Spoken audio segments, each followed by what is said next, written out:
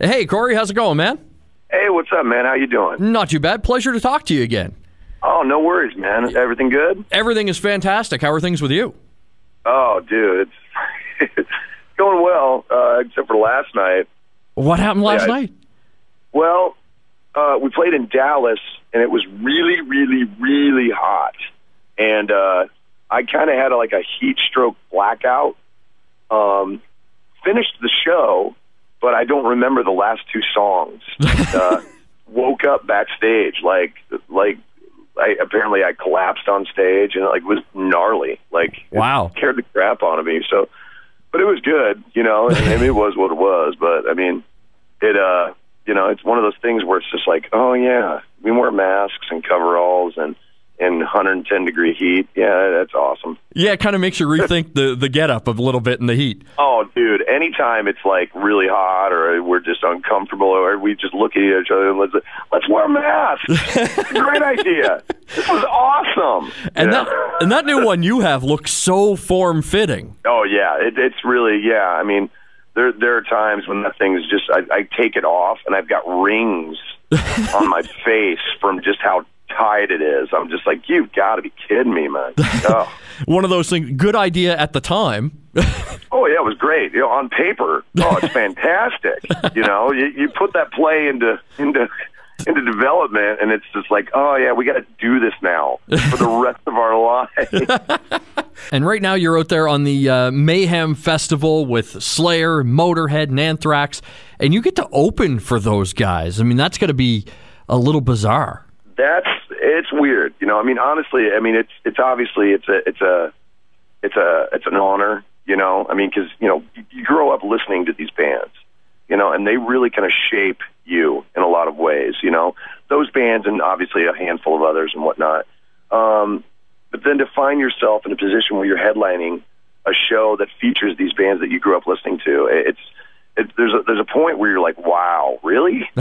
But then there's a point where you're really proud of not only where you came from, but what you've been able to accomplish. So, and we approach this with the utmost respect, obviously, and I mean, we've been doing shows with these bands since we started, and it's just exciting to be a part of a show like this and really be able to kind of show the past, the present, and the future of our genre. I can only imagine what it's like, though, hanging out backstage with Lemmy. That's, I mean, the coolest thing is that I've been able to kind of hang out with Lemmy one-on-one here and there because we're both Gibson guys. And he has told me some of the weirdest jokes I've ever heard in my life, man. And the thing that sells it, it's in his voice. It's Corey, you want to hear another one? I mean, it's so cool, dude. I'm just is this happening? Am I punked? Is this real? I mean, just so cool. Yeah, that's got to be the craziest thing for you. You have hit the point where you are a contemporary with your idols. Yeah. I mean, who'd have thought that was going to happen, right? I mean, if you'd have told me when I was 14 that was true, I probably would have punched you in the face.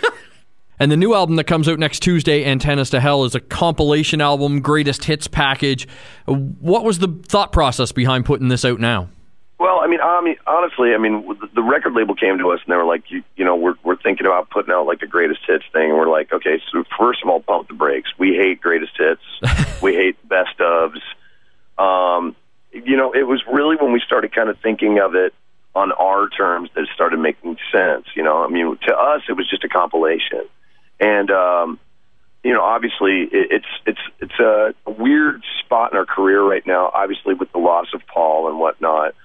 So we wanted to really kind of do something that kind of celebrated what we call the Paul years, and have it, for fans that are new coming in to get a glimpse of, the music that we got to make with Paul, and, the cool thing is that, for a band that, that is so extreme, we've kind of got the best of both worlds. We've got all these radio hits that we didn't expect, and then we've got the songs that the fans really made, hits themselves, like the anthems and whatnot. So it's really kind of a great look at the evolution of a band that, the fans kind of took and made us what we are. And to me, when I looked at it, I thought, wow, this is just, not knowing your thoughts on the greatest hits, I thought this is just a great tribute to Paul. Yeah. I mean, that was, we wanted to handle it with respect, and, we wanted to, just kind of, in a way, really give him the credit that he deserved. I mean, he was such an integral part of not only the musical side of everything, but just this band. I mean, he was the glue that really held us all together. He was that driving force that would really get things going. He was a great sounding board for Joey, and vice versa. They worked really well together. They came up with some great music. And I had the pleasure of writing some stuff with him when we were doing Volume 3. Me and he wrote Virus of Life together, and just going through those riffs together was really, really cool, and it felt really, really good. And you say Paul was the glue that held everything together. What's it like right now to be on stage without him? It's one of those things that it's hard to explain. I mean, it's hard to explain how it feels to look over and not see him. Like you're overwhelmed with these emotions while you're also trying to entertain the audience and whatnot. It's a little. I mean, it doesn't get any easier, but it gets easier to deal with, I guess, is the only way I can explain it. We did those Sonosphere shows last year in Europe, and that was the hardest thing we've ever done. Was to get out on that stage without him, but the fans kind of took that burden from us, because they hurt right along with us, and they were waiting for their chance to say goodbye or we love you or whatever. So we really kind of turned it into a celebration of Paul, and the cool thing is we've been able to kind of hit all these different territories and let the audience kind of let out that breath that they've been holding for a while. We did Sonosphere in Europe, we did Soundwave down in Australia, we did Rock in Rio in South America, and now we're in the States, and obviously be up into Canada for the festival shows.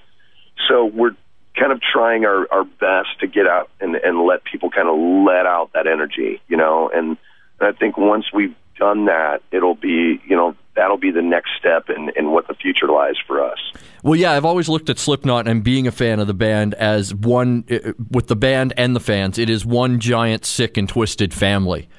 Yeah. And so definitely. Being able to do that and let the fans be part of the kind of grieving and healing process from that, I think has been great that you guys have been able to do that. Yeah, I mean, it's this band, if anyone doesn't understand this band at all, the one thing that they can look at and understand is that everything we do is for a reason.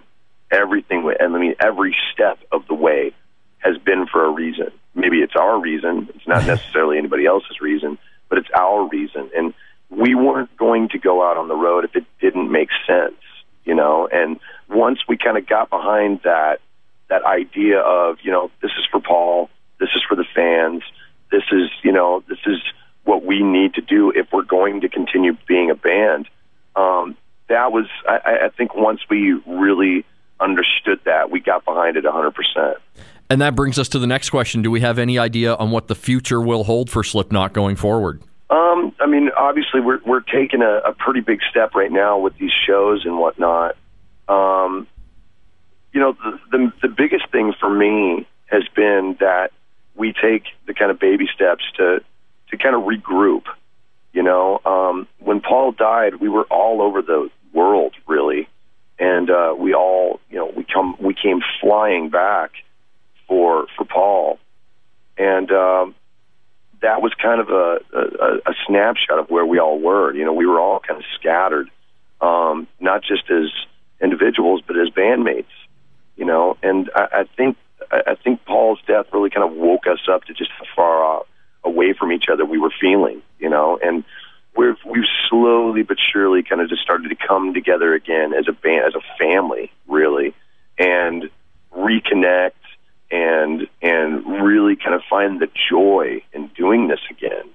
Just putting away, petty squabbles and differences and whatnot, and really trying to come together for that great reason, which was, the main reason that Paul loved why we did it. You know, he just loved this band. So we're taking those steps right now.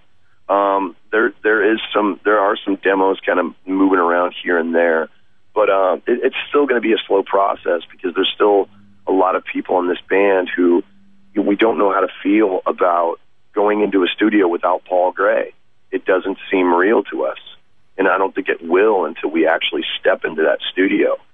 So for me, it makes more sense to really kind of get the music together slowly, surely, all of us contributing, all of us being able to say something, all of us being able to share something on this album, and then go into the studio, because I think then we'll be a little more prepared for it. It's going to be a couple of years, but I promise we are thinking about it, and we're thinking about it seriously. It's just going to take a little time, and I think the fans they understand, and they're going to give us all the time that we need. Yeah, I don't think anybody is going to be upset at you for that, but it just I think it comforts the fans to know that at least the thought is there and the conversation is there that the band will continue. Yeah, I mean, as dark as it got, you know, there was never a moment where we were like, you know, the band is done. You know, it was, you know, losing Paul was a shock, but you know, in a lot of ways, you know, when we first started talking about going out and doing the Sonosphere shows, it was because Paul would have wanted us to keep going. But then getting out on that stage, we realized it's because we wanted to keep going, you know, and not just for Paul, but for ourselves, you know. I mean, we achieved something that no one on this planet could have ever guessed.